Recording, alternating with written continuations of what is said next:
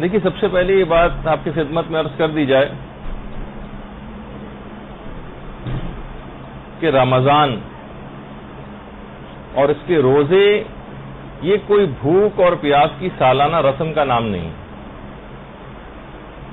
یہ ایک اخلاقی ڈسپلن کی سالانہ تربیت ہے۔ اور رمضان کا مطلب ہی یہ ہے کہ انسان اللہ کے لیے اپنی خواہشات پر پابندی لگائے۔ یہ رمضان اصل میں پرہیزگارانہ زندگی کا ایک تربیتی کورس ہے۔ دیکھیے اسلام کے اندر ہر چیز کی ایک ظاہری شکل ہوتی ہے اور ایک معنوی شکل ہوتی ہے۔ ظاہری شکل تو وہ جیسے آپ نماز پڑھتی ہیں اس کی ایک ظاہری شکل جو کہ بہت اہم ہے، وہ اگر غلط ہو جائے وہ ظاہری شکل تو کوئی فائدہ آپ کو ملے گا ہی نہیں۔ مسائل کے تحت بھی نماز بالکل صحیح ہونی چاہیے، تو اس کی ایک ظاہری شکل ہے ہر عبادت کی، اور اسی طرح سے اس کی ایک اسپرٹ اور ایک روح بھی ہے جس کو سمجھنا پڑے گا۔ نماز کی ظاہری شکل یہ کہ آپ اسے صحیح طریقے سے انجام دیں، لیکن نماز کی جو باطنی شکل ہے وہ یہ ہے کہ انسان کے اندر اس کی اسپرٹ بیدار ہو، بندگی کا ایک جذبہ بیدار ہو، یہ اسلام چاہتا ہے۔ مثلا آپ سب کے پاس موبائل فون بھی ہوتا ہے اور گھر پہ عام ٹیلی فون بھی ہے، کیا آپ نے اس کی ظاہری شکل و صورت کی وجہ سے اس کو لیا ہے کہ اس طرح کی شکل کی ایک چیز آپ کو درکار تھی؟ وہ ایک آلہ آپ کو ایک مخصوص شکل کا چاہیے تھا، اس وجہ سے آپ نے لیا، یا یہ کہ اس ٹیلی فون سے کوئی رابطہ کہیں کرنا مقصود ہوتا ہے؟ جب کوئی آپ سے کہتا ہے کہ بھائی مجھے کہیں ٹیلی فون کرنا ہے، آپ کے پاس فون ہے، تو آپ کہتے ہیں جی ہاں میرے پاس فون ہے، تو اس کے معنی کیا ہوتے ہیں؟ کیا اس مخصوص شکل کا کوئی ایک باکس یا اس مخصوص شکل کا کوئی آلہ درکار ہوتا ہے جس میں نہ کوئی سم ہے نہ اس سے کہیں رابطہ کرنا ممکن، اور آپ لے جا کر دیتے ہیں دوسرا بھی آپ پر ہنسے گا؟ جب آپ کبھی یہ کہتی ہیں کہ میرے پاس فون ہے تو اس کے معنی یہ ہوتے ہیں کہ ایسی چیز میرے پاس ہے جس سے دوسروں سے رابطہ کرنا ممکن ہوتا ہے۔ اچھا، اب یہاں پر یہ ہے جس طریقے سے ہم دیکھتے ہیں کہ کلمہ جو آپ کلمہ پڑھتی ہیں اس سے کیا فقط وہ ایک لائن کا جملہ مراد ہے؟ وہ تو کوئی کافر بھی پڑھ سکتا ہے، وہ کوئی منافق بھی پڑھ سکتا ہے، لیکن اس کلمے کے اندر ایمان کی ایک روح اور اسپرٹ ہے جو کہ ہونا چاہیے۔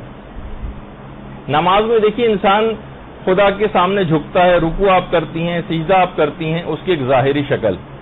باطن کیا ہے کہ ہر معاملے میں آپ خدا کے حکم کے سامنے خاضع ہو جائیں، جھک جائیں۔ خمس اور زکوٰۃ کی بھی اسی طرح سے ایک معنوی شکل۔ ظاہری شکل تو یہ ہے کہ آپ نے مسائل کے تحت خمس اور زکوٰۃ جو ہے وہ نکال دی، لیکن اس کی ایک باطنی شکل یہ جس کی وجہ سے پروردگار نے یہ سب چیزیں آپ پر کی ہیں، اس کی ایک روح بھی ہے کہ مخلوق خدا کی خیر خواہی کا جذبہ آپ کے اندر پیدا ہو جانا چاہیے۔ تو حج کو بھی اگر ہم دیکھیں تو حج ادائیگی رسوم کا نام ہے، مناسک کو آپ صحیح طرح سے انجام دیں تو آپ کا حج صحیح ہوگا، لیکن اس کی ایک اسپرٹ بھی تھی کہ حج پر آپ نے دیکھا ہے کہ کتنے اختلافات مذاہب اور مزاجوں کے اختلاف والے لوگ جو کہ لاکھوں کی تعداد میں ہوتے ہیں، انہی کے ساتھ انسان کس طرح سے اتحاد و اتفاق کا مظاہرہ کرتے ہیں، ان کے درمیان میں ہی رہتا ہے۔ تو اس کی ایک اسپرٹ ہے، وہ آپ کو اس اسپرٹ کو اپنے اندر جو ہے وہ بیدار کرنا پڑے گا، سمجھنا پڑے گا کہ یہ سب چیزیں کیا ہیں۔ اسی طریقے سے روزہ بھی، روزے کی ایک ظاہری شکل یہ ہے کہ آپ نے کھانا چھوڑ دیا، آپ نے پینا چھوڑ دیا، لیکن اس کی باطنی روح یا اسپرٹ اس کے اندر یہ ہے کہ آپ کے اندر صبر کا ایک مادہ پیدا ہو جانا چاہیے۔ ہر ناگوار بات پہ آپ جو ہے وہ آپ میں خدا کے لیے برداشت کرنے کی صلاحیت ہونی چاہیے۔ تو دیکھیے بہت ساری چیزیں ایسی ہیں کہ اگر ہم ارکان کو بلا روح انجام دیتے چلے جائیں، بلا روح، تو کیا ہوگا کہ جب کبھی اظہار کا موقع آئے گا عمل سے تو وہاں پر ہماری جو زبان ہے وہ ہمارے دل کا ساتھ نہیں دے گی۔ نماز کی اگر ایک مخصوص شکل سے آپ نے پڑھ بھی لی تو نماز تو ہو جائے گی، لیکن خدا کے سامنے جب عمومی زندگی کے اندر ہم جائیں گے تو اس نماز کے جو چیزیں نماز کے ذریعے ظاہر ہونے چاہیے تھی، تو ایک خاضع ہو جانا چاہیے تھا خدا کے احکامات کے آگے، وہ ظاہر نہیں ہوگا۔ ظاہری اعتبار سے رکوع سجدے میں آپ نے گردن کو تو جھکایا ہوگا، لیکن اگر اس کی اسپرٹ تک نہیں پہنچے تو وہی انانیت اور وہی تکبر نماز کے ختم کرنے کے بعد لوگوں کے ساتھ اس کا مظاہرہ ہوگا۔ خمس و زکوٰۃ زبردستی ہم نے مسائل کے تحت نکال بھی دیا، مگر لوگوں کی خیر خواہی کا جذبہ بیدار نہیں ہوگا. اس کے علاوہ واجبات کے علاوہ کوئی اور ہمارے پاس آئے گا تو ہم دھتکار کر بھگا دیں گے.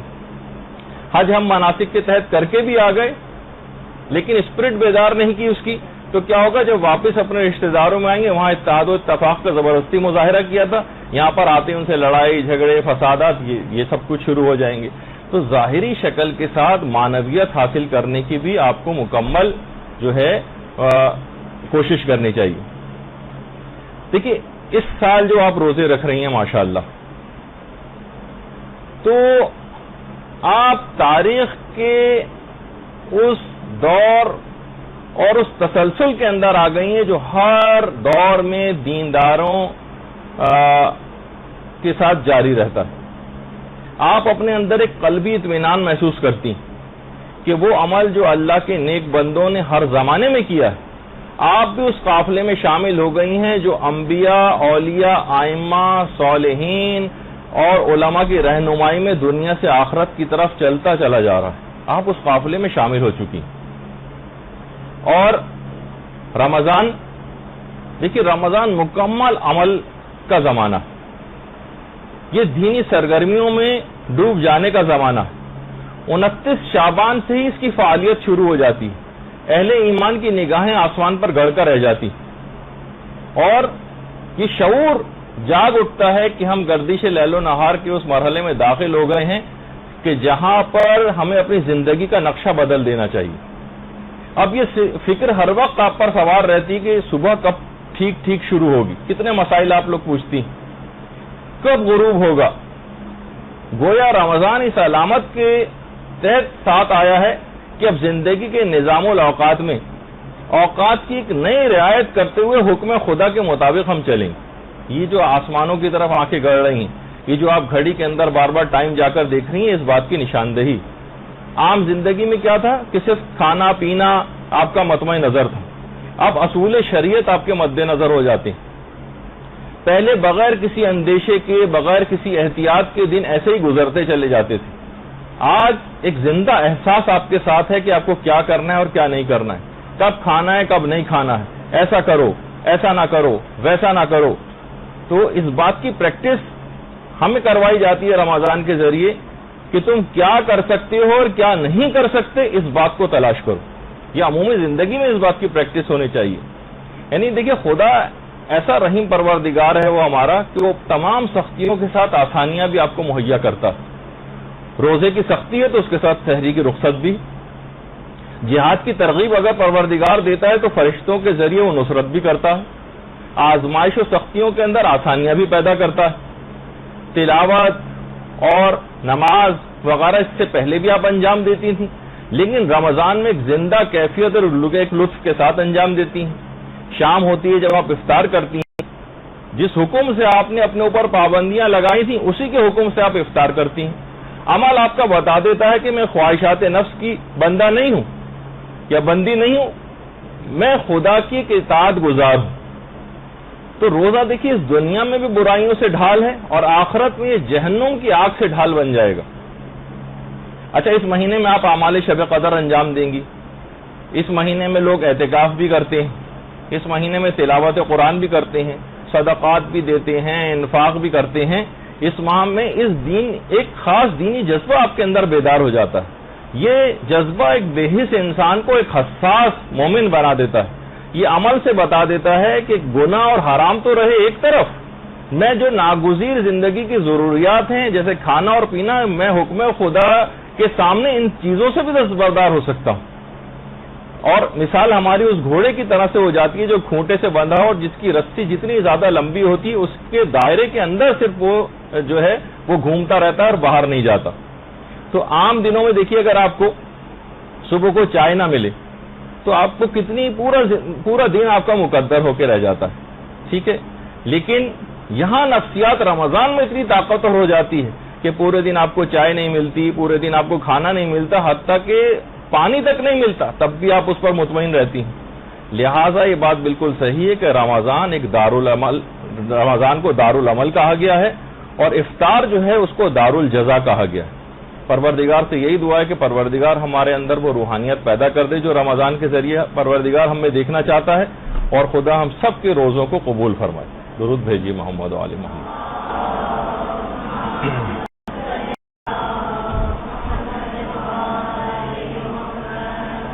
اچھا دیکھیے، آج کل ایک چیز بڑی کامن ہے، لوگوں کی زبانوں پر آتی، ہر چیز میں کیا، کیوں، کیسے، ہر چیز میں آج کل نوجوان بھی یہی پوچھتے ہیں، لوگ بھی ہر چیز کی وجوہات پوچھتے ہیں کہ آخر روزہ ہم پر کیوں واجب کیا گیا، کیوں ہمیں بھوکا پروردگار رکھنا چاہتا ہے۔ تو دیکھیے، پروردگار نے تمام احکامات کی علت اور حکمت نہیں بتائی، لیکن روزے کی بتائی، لعلکم تتقون، تاکہ تم متقی و پرہیزگار ہو جاؤ۔ تو بہرحال دیکھیے، روزہ جو ہے نا ایک بلند ہمتی، اور ایک بلند ہمتی ہم کو سکھاتا ہے۔ جو کم ہمت افراد ہوتے ہیں، جو بس معمولی بخار پر روزہ چھوڑنے کو تیار ہوتے ہیں، جو ذرا سی کھانسی ہوئی، ذرا سا نزلہ ہوا، گلا خشک ہونے پر روزہ توڑنے کے بہانے تلاش کرتے ہیں۔ یعنی بہت سے لوگ تو اتنے بے ہمت ہو جاتے ہیں کہ روزہ ہی نہیں رکھتے۔ بعض اگر روزہ رکھ لیتے ہیں تو اس کو توڑنے کی فکر میں رہتے ہیں، ہر وقت فون پہ فون علماء کو کرتے رہتے ہیں کہ جناب کوئی طریقہ پتہ چل جائے کہ کسی طریقے سے میں روزہ اپنا توڑ دوں۔ بعض چند روزے رکھ کر باقی دنوں میں روزے چھوڑ دیتے ہیں، اتنے کم ہمت ہو جاتے ہیں۔ بعض سردیوں میں کچھ ہمت کر لیتے ہیں، گرمیوں میں رمضان آ جائے تو اس میں ہمت نہیں کر پاتے، جبکہ امیر المومنین علیہ الصلوۃ والسلام فرماتے ہیں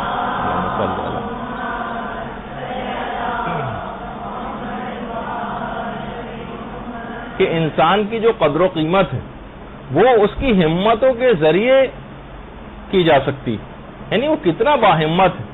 تو دیکھیے، روزہ جو ہے نا ایک بلند ہمتی سکھاتا ہے، اور وہ روزہ جو تمام آداب اور اپنے اصرار کے ساتھ، معنویت کے ساتھ، اور بہت سے لوگ تو اس میں بڑے آگے نکل جاتے ہیں، اور ان کی ہمت صرف افطار کی حد تک ان چیزوں سے بچنے میں نہیں رہتی، بلکہ اس سے بھی آگے بڑھ جاتی۔ افطار کا وقت آتا ہے تو روٹیاں فقیر کو دے دیتے ہیں، اور فقط ایک دن تک کی ہمت نہیں رہتی، 3 دن تک کی ہمت جاری رہتی ہے، یہاں تک کہ سورہ حلاقہ کو نازل ہونا پڑتا۔ وَيُطْعِمُونَ اللَّهُمَّ صَلِّ عَلَى مُحَمَّدٍ وَآلِ مُحَمَّدٍ۔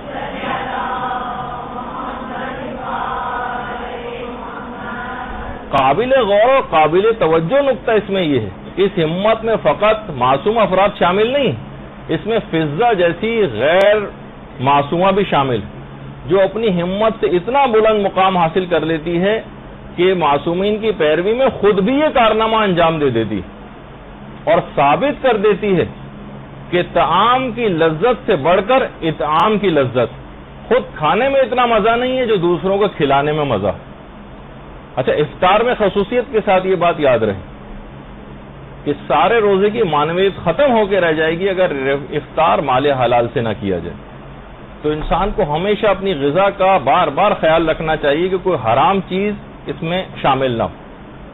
باقاعدہ ایک دینی طالب علم نے کسی جگہ پر جا کر افطار کیا، ایسا محسوس ہوا کہ ساری معنویت اس کے اندر ختم ہو کے رہ گئی، معنویت ہی ختم ہو کے رہ گئی۔ اپنے صاحب معرفت استاد کے پاس وہ طالب علم گیا، کہا کہ میں نے جب سے وہاں پر افطار کیا ایسا لگ رہا ہے کہ میں بالکل خالی سا ہو کے رہ گیا ہوں، اور روحانیت کی جو کیفیت میرے اندر پیدا ہو گئی تھی وہ بالکل ختم ہو کے رہ گئی۔ تو صاحب معرفت استاد تھے، انہوں نے کہا کہ جس دعوت میں تم گئے تھے وہاں پر جو تم نے کباب کھائے تھے اس کی قیمت ایک ایسے تاجر نے اپنے مال سے ادا کی تھی جس نے ایک ضعیفہ کا حق قبض کیا تھا۔ تو اس کا لازمی نتیجہ دیکھیے، ہمارے جتنے بھی اعمال ہیں ان کا میں اس سے پہلے بھی بتا چکا ہوں کہ اس کا یہ تمام اعمال ایک برزخی شکل کو اختیار کر لیتے ہیں، یہ ایک خاص ان کی برزخی شکل بن جاتی ہے، یہ پھر اس کے وہ تمام فائدے آپ کو حاصل نہیں ہونے دیتے اگر آپ نے ان چیزوں سے اپنے آپ کو نہیں بچایا۔ باقاعدہ ایک عالم نے اپنے استاد کے حوالے سے بات نقل کی کہ وہ اپنے استاد کے ساتھ مشہد میں امام زادہ یحییٰ کا جو روضہ ہے اس روضے کے قریب ایک گلی سے گزر رہے تھے۔ وہ خود فرماتے ہیں کہ ایک سائیکل سوار جا رہا تھا اور ایک پیدل شخص وہاں پر جا رہا تھا، تو سائیکل سوار سے وہ پیدل شخص جا کر ٹکرا گیا۔ جیسے آپ نے دیکھا ہوگا گاڑی کے سامنے کوئی آ جاتا ہے اور فوراً ہم بھڑک جاتے ہیں اور اس کو برا بھلا کہنا شروع کر دیتے ہیں۔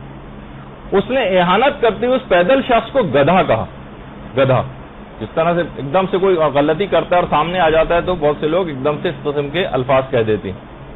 جیسے ہی اس نے گدھا کہا, ان کے استاد نے کہا کہ جس نے گدھا لفظ کہا اس کی اپنی باطنی شکل گدھے کی صورت میں تبدیل ہو گئی, اس کا ایک باطن بن گیا. یہ تو صرف آپ کو دکھانے کے لیے, ویژوائز کرانے کے لیے ایک تصویر ہے, لیکن اس کا اپنا باطن جو ہے گدھے کی شکل میں تبدیل ہو گیا. اب یہ باطنی شکل میدان قیامت میں اس کے ساتھ اٹھے گی. جو بھی اعمال آپ انجام دیتی ہیں مخصوص باطنی شکل کے اندر تبدیل ہوتے چلے جاتے ہیں, جن کے ساتھ انسان اٹھایا جائے گا میدان قیامت میں. حتیٰ کہ انسان کی تو اہانت اور وہ تو چھوڑیے, جانوروں تک کے ساتھ.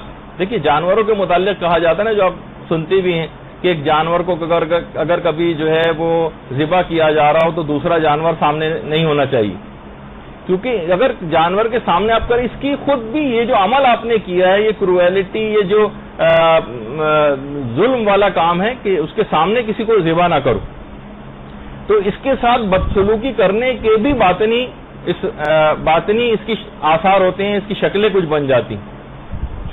ایک قصائی ایک دفعہ ایک عالم دین کے پاس آیا اور اس نے کہا کہ میرا بچہ اس قدر بیمار ہے کہ ڈاکٹروں نے بالکل جواب دے دیا اور کہا کہ اب یہ بچہ مر جائے گا. آپ کوئی ایسی مجھے ترکیب بتائیں کہ کوئی ایسی دعا بتائیں کہ جس سے میرے بچے کو صحت یابی مل جائے. اس عالم نے کہا کہ یہ اب ہو نہیں سکتا, کیونکہ تم نے گائے کے ایک بچے کو اس کی ماں کے سامنے ذبح کیا. اب وہ گائے یہ کہہ رہی ہے کہ اس نے میرے بچے کا سر میرے سامنے ذبح کیا ہے, اس لیے اس کے بچے کو بھی مرنا چاہیے. تو دیکھیے عام انسان کی وہ تو چھوڑیے, اہانت اور توہین وغیرہ آپ نے دیکھا کہ جانوروں تک کے ساتھ یہ بہت ساری جو زندگی میں ہماری بے اعتدالیاں اور سب کچھ ہوتی ہیں, ان سب کے نتائج بھگتنا پڑتے ہیں. اسلام کے اندر جب جتنے مستحبات اور مکروہات ہیں, ان کا بھی آپ کی روحانیت کے اندر ایک اثر چہ جائے گا کہ حرام اور گناہ والی چیزیں وہ تو بہت زیادہ اپنے اثرات رکھتی ہیں. تو بہت سی چیزیں جو کہا جائے کہ ایسا نہ کرو ویسا نہ کرو, بہت ساری چیزیں جو کہی جاتی ہیں نا, تو ان سب کے اثرات ہوتے ہیں. اس وجہ سے اسلام نے منع کیا. جب یہ ہمارے ایک جملہ ہے کہ اسلام کے تمام احکامات ذو مصلحت ہیں اور اس کی تمام ممنوعات ذو مفسدہ. اسلام نے جس چیز کا بھی جب بھی حکم دیا ہے اس کے اندر یقیناً آپ کی کوئی نہ کوئی مصلحت پائی جاتی ہے, آپ کا کوئی نہ کوئی فائدہ ہوتا ہے. اور اسلام نے جتنی چیزوں سے بھی آپ کو منع کیا ہے اس کے اندر یقیناً کوئی حکمت ہے, کوئی آپ کا نقصان ہے, چاہے دنیاوی طور پر ہوگا اخروی طور پر ہوگا. اسلام نے چاہے وہ بتایا ہو یا نہ بتایا ہو, لیکن اس کے اندر ایک نقصان پایا جاتا ہے.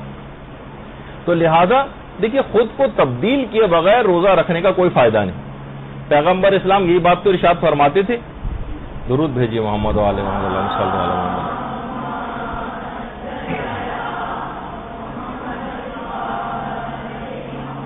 کہ اے لوگو تم میں سے جو بھی اس ماہ میں اپنے اخلاق کو درست کر لے گا اسے اس روز پل صراط سے گزرنے کی اجازت دی جائے گی جس دن لوگوں کے قدم پل صراط سے ڈگمگا رہے ہوں. دیکھیے اب سوچیے, پل صراط کے متعلق ہے کہ جیسے جیسے انسان اس پر چلتا جائے گا پل صراط باریک تر ہوتا چلا جائے گا. اور جو کہا جاتا ہے نا کہ بال سے زیادہ باریک اور تلوار کی دھار سے زیادہ تیز, اور نیچے جب گرے گا وہ وہاں سے اگر خدا نہ خواستہ تو صرف نار جہنم ہوگی کہ جس کے اندر جائے گا.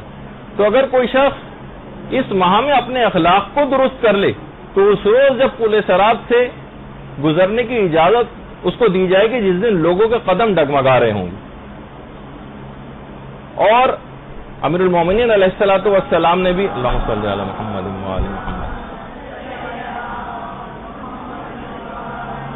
نہج البلاغہ میں جو بات فرمائی ہے کہ خدا نے روزے کو اس وجہ سے واجب کیا ہے تاکہ اس کے ذریعے وہ مخلوقات کے اخلاص کا امتحان لے.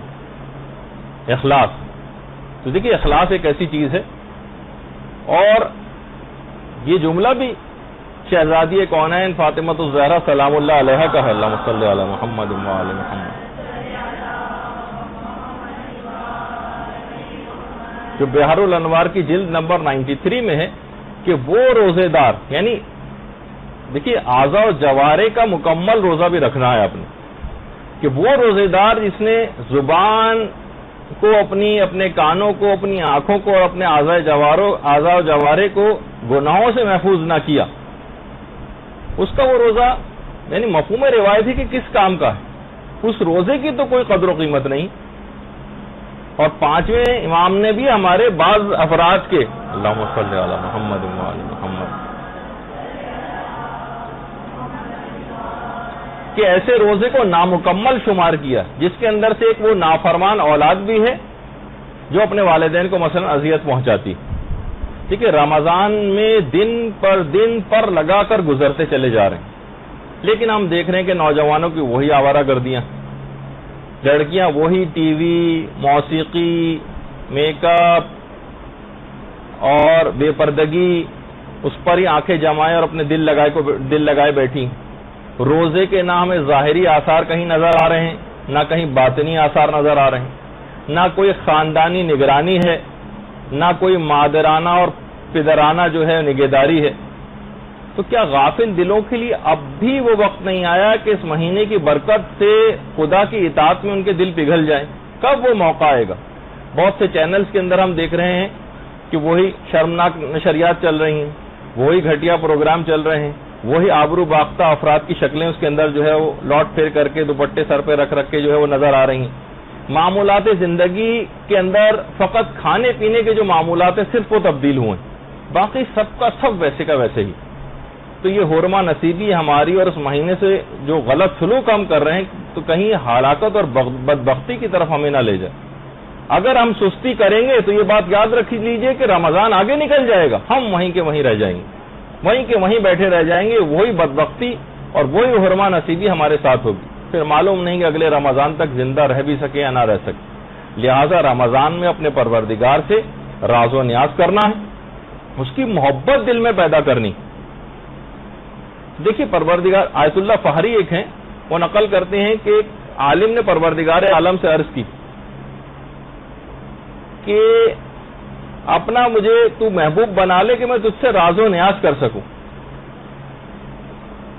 تو میں کون سی ایسی دعا پڑھوں اے پروردگار کہ تیری محبت میرے دل میں پیدا ہو جائے کہ میں تجھ سے راز و نیاز کر سکوں. جو ہم صرف عرفا کی باتیں پڑھتے ہیں کہ وہ خدا سے راز و نیاز کرتے تھے, تو عالم معنویت سے ان عالم کو پروردگار کی طرف سے یہ بات کہی گئی کہ تم دعائے یستشیر پڑھو, دعائے یستشیر. اور علامہ ابن طاؤس نے محج الدعوات میں اس کو جو ہے دعا یستشیر کے حوالے سے بہت سی باتیں جو ہے وہ نقل بھی کی. اچھا دیکھیے ایک بات اور اس میں بیان کر دی جائے, کیونکہ بچے بھی بعض اوقات یہ بات سنتے ہیں اور نوجوان بھی سنتے ہیں اور بہت سے خیر بزرگ حضرات بھی اس میں پیچھے نہیں رہے ہیں, کہ بعض اوقات گرمی بہت زیادہ ہوتی ہے جس کی وجہ سے وہ روزہ نہیں رکھ پاتے. ابھی مجھے ایک صاحب نیچے کہہ رہے تھے کہ فلاں صاحب ہیں, ان کو کسی قبرستان جانا تھا تو قبرستان جانے کی وجہ سے آج انہوں نے روزہ نہیں رکھا کہ گرمی بہت ہوگی, وہاں پہ پیاس لگے گی, تو شروع سے روزہ نہیں رکھا. تو بالفرض کبھی ایسا ہو جائے تو دیکھیے اسلام نے ہر چیز کا ہم کو حکم بتایا ہے, ہر چیز کا بلکہ طریقہ بتایا ہے کہ ہم اس سے کیسے نبرد آزما ہوں. علماء فرماتے ہیں کہ 2 آیات قرآنی ایسی ہیں کہ اگر بہت زیادہ رمضان میں گرمی کسی کو لگ رہی ہو اور روزہ ناقابل برداشت اس کو ہونے لگے تو وہ ان 2 آیات کی تلاوت کرے تو اس کو روزہ قابل برداشت ہو جائے گا اور اس کی گرمی کم ہو جائے گی جو اس کو گرمی لگ رہی. تو سورہ صافات کی ایک تو 109ویں آیت ہے, سلام علی ابراہیم کذالک نجزی المحسنین. یہ آپ جا کر اتار لیجئے گا, سورہ صافات کی آیت نمبر 109. اس کی اگر تلاوت کرنا شروع کر دے تو روزے کی گرمی اس کو کم لگے گی اور روزہ اس کے لیے قابل برداشت ہو جائے گا, نہایت سکون اور آسانی کے ساتھ اپنے روزے کو مکمل کر لے گا. یہ ویسے سب کو بھی یاد رکھنی چاہیے, کیونکہ اکثر ایسا ہوتا ہے کہ آپ کو اسکول, کالج, یونیورسٹی, اپنے ملازمت, کاروبار میں لوگوں کو جانا ہوتا ہے اور بہت سے لوگوں کی فیلڈ جاب ہوتی ہیں اور بہت زیادہ گرمیاں اگر ہیں تو بہت زیادہ پریشانی ان کو ہو جاتی ہے. تو یہ چھوٹی چھوٹی سی 2 آیتیں ہیں, یہ اگر یاد کر لیں, ان کی تلاوت کریں تو روزہ ان کے لیے بہت آسانی کے ساتھ گزر جائے گا. سورہ صافات کی آیت نمبر 109, سلام علی ابراہیم کذالک نجزی المحسنین. اور دوسری آیت ہے سورہ انبیاء کی آیت نمبر 69, فقلنا یا نارو کونی بردا و سلاما علی ابراہیم. یہ آیت جو ہے سورہ انبیاء کی آیت نمبر 69. تو یہ چھوٹی چھوٹی سی 2 آیتیں بچوں کو بھی یاد ہو سکتی ہیں, بڑوں کو بھی یاد ہو سکتی ہیں, تاکہ کبھی ایسا موقع پیش آ جائے تو ان کی پیاس بہت زیادہ کم ہو جائے گی اور روزہ ان کے لیے قابل برداشت ہو جائے گا. اور بالفرض اگر پیاس آپ کو لگ بھی رہی تو دیکھیے اسی پیاس کو برداشت اگر آپ کو کرنا ہے تو وہ روایت آپ دماغ میں لے کر آئیں جو باقاعدہ اس روایت کو علل الشرائع میں شیخ صدوق نے نقل کیا پیغمبر اسلام کے حوالے سے. کہ جنت کے ایک دروازے کا نام ریان ہے، اس سے سوائے روزے داروں کے کوئی شخص داخل نہیں ہوگا، جس کو باب الصائمین بھی کہا جاتا ہے۔ کیوں ریان اس کا نام کیوں پڑا ہے؟ اس وجہ سے دیکھیے روزے داروں پر پیاس کی جو سختی ہے وہ بھوک کی سختی سے زیادہ ہے، تو جس وقت وہ جنت میں داخل ہوں گے تو رے یعنی سیرابی، رے کہتے ہیں سیرابی کو، وہ اس سے ملاقات کرے گی اور اس کے بعد اس کو پھر دوبارہ کبھی پیاس نہیں لگے گی۔ رے کہتے ہیں ریان، جب بھی اس کا نام پڑا رے، سیرابی ایک ایسی ملاقات کرے گی کہ پھر اس کے بعد پھر ہمیشہ کبھی اس کو پیاس نہیں لگے گی۔ یہ دنیا میں جو بھوک اور پیاس انسان برداشت کرتا ہے نا، تو اس کا ایک ایسا نتیجہ آخرت میں نکلنے والا ہے، پھر ایسی سیرابی ہوگی کہ پھر کبھی پیاس نہیں لگے گی۔ تو بہرحال یہ دماغ میں یاد رہے کہ اس دروازے سے اگر ہم یہ دماغ میں یہ حدیث یاد آ جائے ہمیں، تو کتنی بھی گرمی کیوں نہ لگ رہی ہو، آپ سوچیں کہ جنت میں مخصوص دروازہ کیا جائے گا جس سے روزے دار داخل ہوں۔ اور وہ جو آپ سنتی ہیں کہ روزے دار کو افطار کے وقت دو خوشیاں ملتی، ایک تو افطار کی خوشی اور دوسری وہ جب وہ اپنے پروردگار سے ملاقات کرے گا۔ بہت سے علماء یہ فرماتے ہیں کہ یہاں افطار کی خوشی سے مراد کھانوں کی خوشی مراد نہیں، کہ ہمارے سامنے پوری ٹیبل سجی ہوئی ہے، بہت سارے سموسے پکوڑے وغیرہ رکھے ہوئے ہیں، تو وہ جو خوشی ہم کو ملے گی، کیونکہ یہ جو ہے کہ ملاقات پروردگار کی خوشی اور افطار کی خوشی، تو یقیناً یہ جو کھانوں کی خوشی اور یہ پیٹ کی حاجت کی جو تکمیل ہے، یہ ان عمدہ باتوں میں سے ان کو شمار نہیں کیا جاتا کہ نیک لوگوں کی اس وجہ سے ان کی تعریف کی جائے کہ افطار کے وقت ان کو بڑی جو ہے خوشی محسوس ہوتی ہے کھانوں کو دیکھ کر، بلکہ علماء فرماتے ہیں اس سے مراد وہ خوشی ہے جو مسلمانوں کو اس دن نیکیوں کے رجسٹر کو اپنے دیکھ کر حاصل ہوگی اور اپنے اعمال کی جو فضیلت ان کو اس دن پتہ چلے گی، اس سے وہ والی خوشی مراد ہے۔ افطار پر یہاں سے اس سے مراد ایک جو اس کی باطنی شکل ہے اور جو اس کے آثار ہیں، صرف یہ نہیں کہ صرف کھانوں کو دیکھ کر جو اس کو خوشی ہو رہی ہے، اس پر نیک لوگوں کی تعریف کی جائے کہ اس کے لیے دو خوشیاں۔ تو بہرحال یہ ایک چیز آپ کے سامنے اس کا ایک مفہوم جو ہے وہ بیان کی۔